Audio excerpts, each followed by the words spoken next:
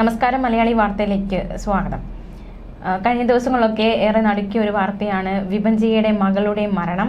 അതിൽ ഏതാണ്ട് ഒരു ദുരൂഹതകളൊക്കെ മാറിയിട്ടുണ്ട്. ഈ രണ്ടുപേരെ പോസ്റ്റ്മോർട്ടം റിപ്പോർട്ട് വന്നതോടെ കുടുംബത്തിനുണ്ടായ ചില സംശയങ്ങൾക്കൊക്കെ ഒരു അറുതി വന്നിട്ടുണ്ട്. അതായത് ഒരു കൊലപാതകമാണോ എന്ന സംശയമൊക്കെ ഈ കുടുംബത്തിനുണ്ടായിരുന്നു. അപ്പോൾ വിഭജിയുടെ പോസ്റ്റ്മോർട്ടം റിപ്പോർട്ടിൽ അതൊരു ആത്മഹത്യയാണെന്നും കുഞ്ഞിൻ്റെ പോസ്റ്റ്മോർട്ടം റിപ്പോർട്ടിൽ അത് ശ്വാസം മുട്ടിച്ച ശേഷം കെട്ടിത്തൂക്കിയതാണ് എന്നും വന്നിട്ടുണ്ടായിരുന്നു. അപ്പോൾ സ്വാഭാവികമായിട്ട് ആദ്യത്തെ സംശയം പോലെ തന്നെ, അതായത് കുഞ്ഞിനെ കൊലപ്പെടുത്തിയ ശേഷം വിഭജിക തൂങ്ങി മരിക്കുകയായിരുന്നു എന്ന രീതിയിലേക്ക് പോസ്റ്റ്മോർട്ടം റിപ്പോർട്ട് വന്നു.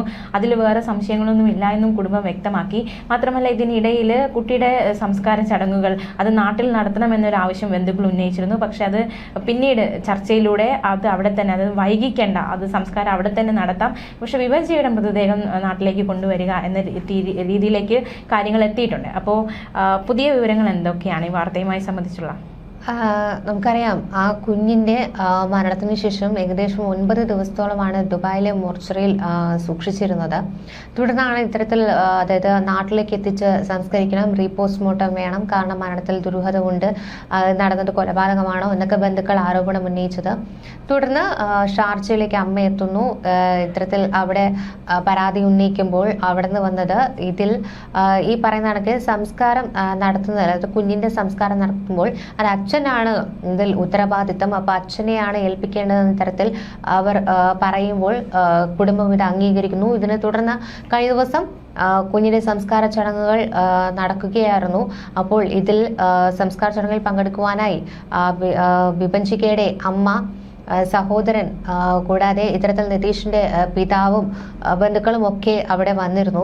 അപ്പോൾ ദുബായിലാണ് സംസ്കാര ചടങ്ങുകൾ നടന്നത്. പക്ഷേ വിഭജികയുടെ മൃതദേഹം ഇപ്പോഴും അവിടെ സൂക്ഷിക്കുകയാണ്. കാരണം ഇന്നും നാളെയുമൊക്കെ വാരാന്ത്യ അവധിയാണ് അവിടെ. അത് കാരണം തന്നെ ഇനിയിപ്പോൾ അവിടെ നിന്നും അനുമതി കിട്ടിയാൽ മാത്രമേ ഇത്തരത്തിൽ നാട്ടിലേക്ക് മൃതദേഹം എത്തിക്കാൻ കഴിയുകയുള്ളൂ. തുടർന്നായിരിക്കും നാട്ടിൽ സംസ്കാര ചടങ്ങുകളൊക്കെ നടത്തുക. കാരണം ഇനിയിപ്പോൾ വിഭജികയെ മാത്രമേ അവർക്ക് കാണാൻ കഴിയുകയുള്ളൂ, അതായത് ബന്ധുക്കൾക്ക് കാണാൻ കഴിയുകയുള്ളൂ. കാരണം കുഞ്ഞിൻ്റെ അവിടെ സംസ്കരിച്ചു കഴിഞ്ഞു.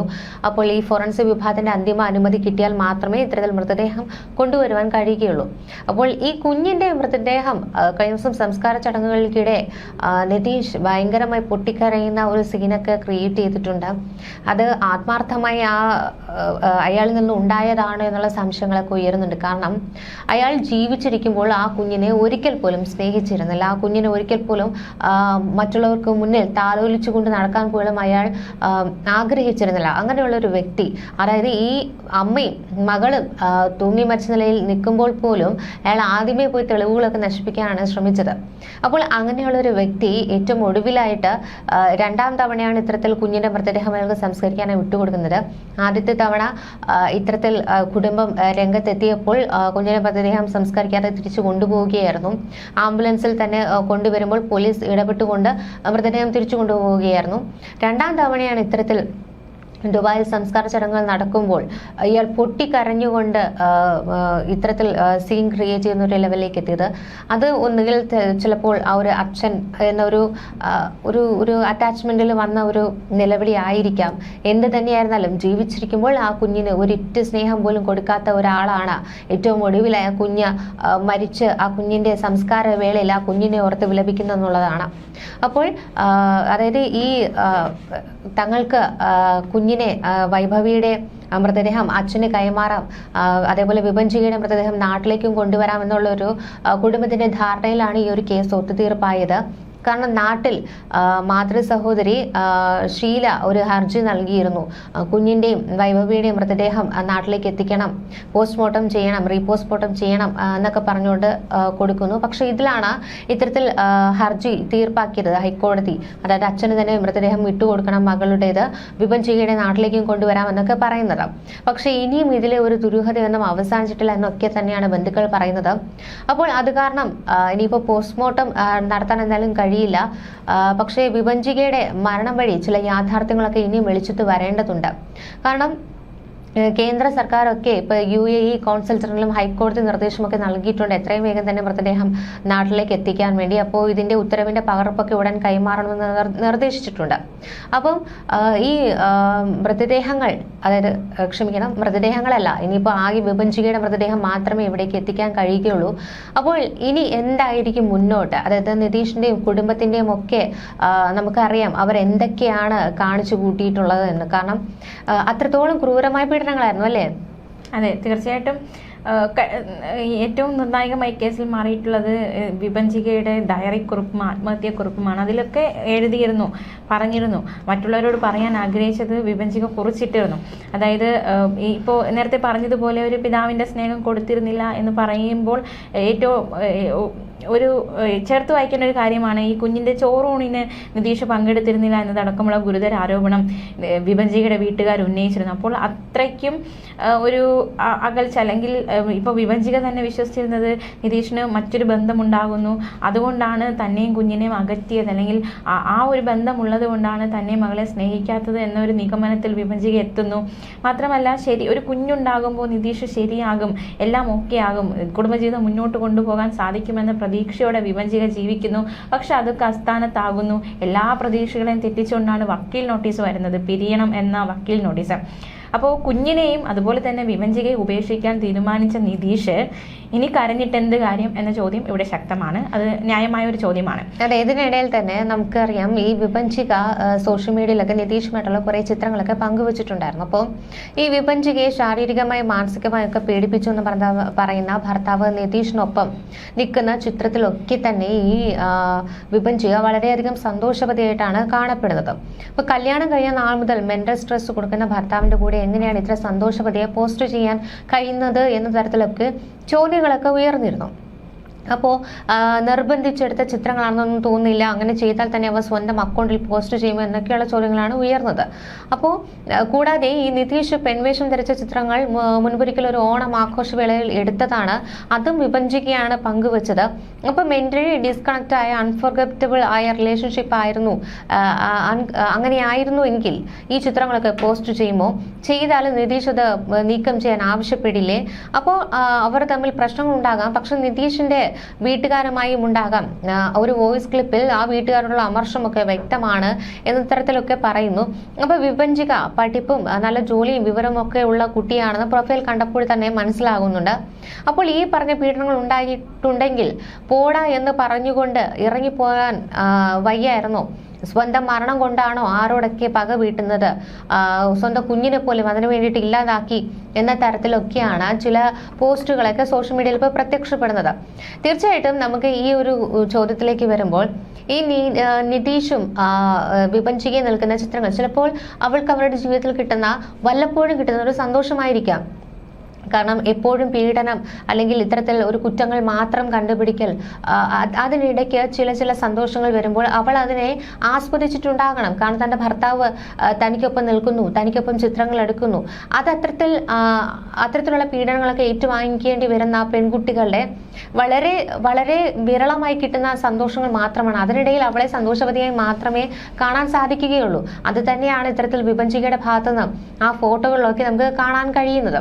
പിന്നെ അത് മാത്രമല്ല, ഇത്തരത്തിൽ ഈ നിതീഷിനെതിരെയും അച്ഛനെതിരെയും സഹോദരിക്കെതിരെയും ഒക്കെ പരാതി കൊടുക്കാൻ വേണ്ടിയിട്ട് എന്തുകൊണ്ട് ഈ വിഭജിക ഇതുവരെ തുനിഞ്ഞില്ല? കാരണം ഷാർജയാണ്, അറ്റ്ലീസ്റ്റ് ഒരു വോയിസ് ക്ലിപ്പ് ഉണ്ടെങ്കിൽ പോലും അത്തരത്തിൽ പരാതി കൊടുത്തു കഴിഞ്ഞാൽ അവർ പെട്ടുപോകുന്ന ഒരവസ്ഥ വരാം. എന്നിട്ട് എന്തുകൊണ്ട് ചെയ്തില്ല എന്നുള്ളത് വരും. അപ്പോഴും വിഭജിക പലപ്പോഴായിട്ട് ആ കുടുംബത്തോടെ എടുത്തെടുത്ത് പറയുന്നത് തനിക്ക് ഒരിക്കലും പിരിയുവാൻ ആഗ്രഹമില്ല, തൻ്റെ കൊച്ചിന് അച്ഛൻ വേണം, ഒരു 2.5 വയസ്സ് വരെയെങ്കിലും നോക്കട്ടെ എന്നൊക്കെ എടുത്തെടുത്ത് പറയുന്നുണ്ട്. അത് മാത്രമല്ല, ഡിവോഴ്സ് ആയാൽ താൻ ജീവിച്ചിരിക്കില്ല എന്നും ഏറ്റവും അവസാനമായി ഈ വിഭജിക പറയുന്നുണ്ട്. അതിൻ്റെയൊക്കെ അർത്ഥം എന്ന് പറയുന്നത് പോലും അവൾ ഒരിക്കലും പിരിയുവാൻ ആഗ്രഹിച്ചിരുന്നില്ല. അതുകൊണ്ട് തന്നെയാണ് ഇത്തരത്തിലൊരു പരാതി കൊണ്ട് പോലും നിതീഷിനെതിരെ തിരിയുവാൻ വിഭജിക തയ്യാറാകാതിരുന്നത്. അതെ, വിഭജികയെ മുന്നോട്ട് നയിച്ചതൊരു പ്രതീക്ഷയാണ്. ഇന്നല്ലെങ്കിൽ നാളെ ശരിയാകും, എല്ലാം ഓക്കെ ആകും, കുടുംബജീവിതം സെറ്റാകും, അല്ലെങ്കിൽ ഇപ്പോഴത്തെ പ്രശ്നങ്ങളൊക്കെ മാറും, ഇപ്പോഴത്തെ പ്രതിസന്ധികളൊക്കെ മാറും. അങ്ങനെ ഒരു പ്രതീക്ഷയോടെയാണ് വിഭജിക എന്ന പെൺകുട്ടി മുന്നോട്ട് പോയിക്കൊണ്ടിരുന്നത് എന്നാണ് നമുക്ക് മനസ്സിലാക്കാൻ സാധിക്കുന്നത് അല്ലേ. അപ്പോൾ തീർച്ചയായിട്ടും ഇത് ഒരു പ്രശ്നം വരുമ്പോൾ നമ്മൾ രണ്ട് സൈഡും കേൾക്കേണ്ടതായിട്ടുണ്ട്. ഇപ്പോൾ നമ്മൾ കേൾക്കുന്നത് വിഭജിയുടെ കുടുംബത്തിന് പറയാനുള്ളത്, നിതീഷിൻ്റെ കുടുംബത്തിൻ്റെ ക്രൂരത, അങ്ങനെ ഒരുപാട് കാര്യങ്ങളാണ് നമ്മൾ കേട്ടുകൊണ്ടിരിക്കുന്നത്. അപ്പോൾ നിതീഷിൻ്റെ കുടുംബത്തിന് എന്തെങ്കിലും ന്യായീകരണം ഉണ്ടാകുമോ, അല്ലെങ്കിൽ അവർക്ക് എന്താ പറയാനുള്ളത്, അല്ലെങ്കിൽ അവർക്ക് ഈ കാര്യങ്ങളോട് എന്താണ് പ്രതികരിക്കാനുള്ളത്, അതൊരു നിർണായക കാര്യം തന്നെയാണ്. ഇവിടെ അവിടെ ഒരു പ്രതികരണം എതിരെ വന്നിട്ടില്ല. എന്തായാലും നാട്ടിലെത്തി നിയമ പോരാട്ടം തുടരുമെന്ന് നിതീഷിൻ്റെ വിഭജിയുടെ കുടുംബം പറയുന്നുണ്ട്.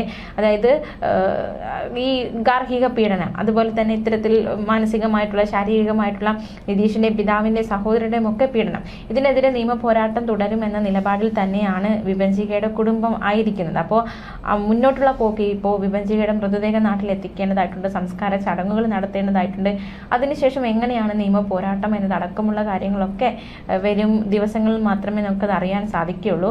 അപ്പോൾ തീർച്ചയായിട്ടും കസ്റ്റഡിയിൽ എടുക്കുകയോ ചോദ്യം ചെയ്യുകയോ ഒക്കെ ചെയ്യുമ്പോൾ അവരുടെ ഭാഗത്തു നിന്നുള്ള കാര്യങ്ങൾ കൂടി നമുക്ക് കേൾക്കാനും അറിയാനും സാധിക്കും. അതെ, ഈ 200 പവൻ സ്വർണം അടക്കം കൊടുത്താണ് ഇത്തരത്തിൽ വിവാഹമൊക്കെ നടത്തിയതെന്ന് പറയുന്നുണ്ട്.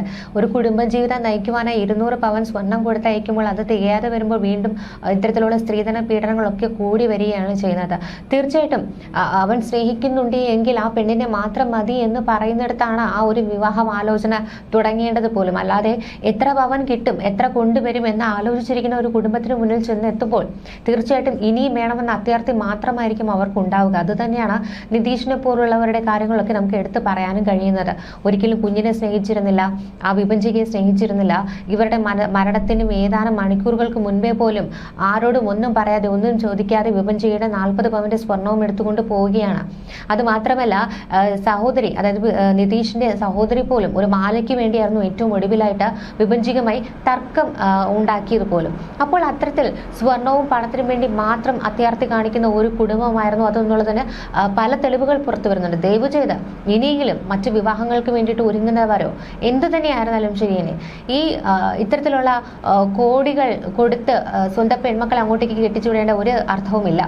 കാരണം നിങ്ങളുടെ മകളെ കെട്ടുന്നുണ്ടെങ്കിൽ അത് നിങ്ങളുടെ മകൾക്ക് വേണ്ടി ജീവിക്കുന്ന ഒരുത്തനായി ആയിരിക്കണം എന്ന് ഓർത്തുകൊണ്ട് മാത്രം വിവാഹം കഴിപ്പിക്കുവാൻ തയ്യാറാവുക. അല്ലാതെ സ്വർണത്തിനും പണത്തിനും വേണ്ടി കെട്ടാൻ നിൽക്കുന്നവർക്ക് കൈ പിടിച്ചു കൊടുക്കാതിരിക്കുക. എങ്കിൽ ഇനിയും ഈ പറയുന്ന വിഭജികയും വിസ്മയും അങ്ങനെ ഒരുപാട് പെൺകുട്ടികളുടെ പേരുകൾ നമുക്ക് എടുത്തു പറയേണ്ടി വരും. അതുപോലുള്ള ഒരുപാട് ഉദാഹരണങ്ങളും നമുക്ക് കാണിക്കാനുണ്ട്. ഈ സ്ത്രീധനം വാങ്ങുന്നതും കൊടുക്കുന്നതും ഒക്കെ തെറ്റാണ്, അതൊരു നിയമമാണ്. പക്ഷേ പരസ്യമായി ലംഘിക്കപ്പെടുന്ന ഒരു നിയമമാണ് ഈ സ്ത്രീധനം വാങ്ങുന്നതും കൊടുക്കുന്നതും. എത്ര കല്യാണം എന്ന് വെച്ചാൽ ആദ്യം സ്ത്രീധനം, അതിലേക്കാണ് എല്ലാവരും എത്തുന്നത്. ഒരു ഉറച്ചൊരു തീരുമാനം എടുക്കാൻ, ഞാൻ സ്ത്രീധനം വാങ്ങിയില്ല എന്ന് ഉറച്ചൊരു തീരുമാനം എടുക്കാൻ ഒരു പയ്യൻ്റെ വീട്ടിലിറങ്ങാൻ പറ്റുന്നില്ല. ഞാൻ സ്ത്രീധനം കൊടുത്ത് കല്യാണം കഴിയില്ല എന്ന് ഒരു തീരുമാനം എടുക്കാൻ ഒരു പെണ്ണിനും പറ്റുന്നില്ല. കാരണം ഇതിൻ്റെ പേരിലാണ് ഏറ്റവും കൂടുതൽ ഈ കുടുംബ പ്രശ്നങ്ങൾ ഉണ്ടാകുന്നത്. നമ്മൾ കേരളത്തിൽ ഒരുപാട് വിഷയങ്ങളിൽ മരണങ്ങളിൽ എടുത്തു നോക്കിയാൽ പല മരണങ്ങളും ഭർത്താവിൻ്റെ വീട്ടിൽ നവവധു മരിച്ചു, നവവധു തൂങ്ങി മരിച്ചു, നവവധു ആത്മഹത്യ ചെയ്തു. എന്തിൻ്റെ പേരിൽ? ഗാർഹിക പീഡനം, അതിൽ പ്രധാനം സ്ത്രീധന പീഡനം. അപ്പോൾ ഈ സംഭവങ്ങൾ വീണ്ടും വീണ്ടും ആവർത്തിക്കുക. നമ്മൾ എത്രയൊക്കെ ഈ വിസ്മയുടെ ഒക്കെ സംഭവം വന്നപ്പോൾ വലിയ രീതിയിലുള്ള ക്യാമ്പയിൻ അന്നത്തെ ഗവർണർ അടക്കമുള്ളവർ ഇടപെടുന്നു, ഒരുപാട് പേര് പ്രതികരിക്കുന്നു, സ്ത്രീധനത്തിനെതിരെ പോരാട്ടം പ്രഖ്യാപിച്ചു. പിന്നെ അത് അണഞ്ഞുപോയി. ഇപ്പോൾ വീണ്ടും അങ്ങനത്തെ സംഭവങ്ങൾ കേട്ടുകൊണ്ടിരിക്കുകയാണ്. സ്ത്രീധനത്തിൻ്റെ പേരിലുള്ള പീഡനം, അതിൻ്റെ പേരിൽ ആത്മഹത്യ, മരണം. അപ്പോൾ അതിനൊരു ശമനം, അതൊരു വലിയൊരു സോഷ്യൽ ഇഷ്യൂ ആണ്. ഇനി വരുന്ന പിള്ളേർക്കെങ്കിലും മര്യാദയ്ക്ക് സ്വസ്ഥമായിട്ട് ഒരു വീട്ടിലേക്ക് കല്യാണം കഴിഞ്ഞ് മര്യാദയ്ക്ക് ജീവിക്കാൻ പറ്റണമെങ്കിൽ ഇപ്പോഴേ ആ ഒരു സാമൂഹിക തിന്മയ്ക്കെതിരെ വലിയ രീതിയിലുള്ള പോരാട്ടം നടത്തേണ്ടിയിരിക്കുന്നു. അല്ലെങ്കിൽ വരുന്ന പെൺകുട്ടികൾ ഇനി ഇത് തുടർന്നുകൊണ്ടേയിരിക്കും. അവർ ഭർത്തൃവീട്ടിൽ പ്രതീക്ഷയോടെ കല്യാണം കഴിഞ്ഞ് പോകുമ്പോൾ ഭർത്തൃവീട്ടിൽ ഈ സ്ത്രീധനത്തിൻ്റെ പേരിൽ ഇനിയും പീഡിപ്പിക്കപ്പെട്ടുകൊണ്ടേയിരിക്കും, ഇനിയും ഉപദ്രവിക്കപ്പെട്ടുകൊണ്ടേയിരിക്കും. പല പെൺകുട്ടികളും വീണ്ടും ആത്മഹത്യ ചെയ്തുകൊണ്ടേയിരിക്കും. അപ്പോൾ ഇപ്പോൾ തന്നെ അതിനെ തടയിടാൻ, ഈ സ്ത്രീധനം എന്ന സാമൂഹിക വിപത്തിനെ തുടച്ചു നീക്കാൻ, അതിന് വേണ്ടിയിട്ടുള്ള വലിയ നീക്കങ്ങൾ, നടപടികൾ അല്ലെങ്കിൽ സ്റ്റെപ്പുകൾ എടുക്കേണ്ടിയിരിക്കുന്നു. അതിൻ്റെ സമയമൊക്കെ അതിക്രമിച്ച് എത്രയോ പെൺകുട്ടികളുടെ ജീവൻ നഷ്ടമായിരിക്കുകയാണ്. ഇപ്പോൾ വിഭജിയുടെ കാര്യത്തിലായാലും അവർക്ക് പണമുണ്ട് എങ്കിൽ പോലും വിഭജിയുടെ സാലറി കൂടി അവരെടുക്കുന്ന അവസ്ഥ, വിഭജിയുടെ പണം കൂടി അവരെടുക്കുന്ന അവസ്ഥ, അങ്ങനത്തെ ചില സാഹചര്യങ്ങളിൽ കൂടി കടന്നു പോയിക്കൊണ്ടിരുന്നു വിഭജിക എന്ന്. ഈ വിഭജികയുടെ ഡയറി കുറിപ്പും ആത്മഹത്യാക്കുറിപ്പൊക്കെ നോക്കുമ്പോൾ എന്തൊക്കെയാണ് ഒരു വ്യക്തി എന്ന നിലയിൽ ആ സ്ത്രീ അനുഭവിച്ചതെന്നത് കേൾക്കുമ്പോൾ നടുങ്ങുകയാണ്. അപ്പോൾ വിവാഹം ഒരു പേടി സ്വപ്നമായിട്ട് പലപ്പോഴും ഒരു ട്രോമയായിട്ട് ഇങ്ങനത്തെ കാര്യങ്ങൾ കേൾക്കുമ്പോൾ അതൊരു പേടിയായിട്ട് മാറുകയാണ് ഒരു വിവാഹ ജീവിതം.